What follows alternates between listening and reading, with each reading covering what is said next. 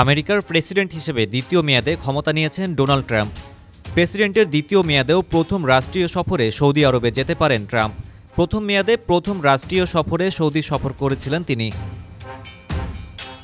British বার্তা সংস্থা রয়টার্সের প্রতিবেদনে এ তথ্য জানা গেছে। প্রতিবেদনে বলা হয়, মার্কিন প্রেসিডেন্টের সরকারি উড়োজাহাজ এয়ারফোর্স ওয়ানে গতকাল শনিবার সাংবাদিকদের সঙ্গে আলাপকালে ট্রাম্প জানান, তার প্রথম রাষ্ট্রীয় সফর সৌদি আরবে হতে পারে।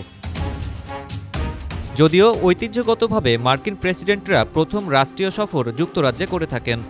ট্রাম্প সাংবাদিকদের বলেন, এর আগে যুক্তরাষ্ট্রের কাছ থেকে কয়েক বিলিয়ন ডলারের পণ্য কিনতে সম্মত হয়েছিল সৌদি আরব। এবারও সেই প্রস্তাব ঠিক থাকলে আমি আবারও সেখানে যাব। প্রথম দফায় প্রেসিডেন্ট হওয়ার পর 2017 সালে ট্রাম্প প্রথম রাষ্ট্রীয় সফরে সৌদি আরব গিয়েছিলেন।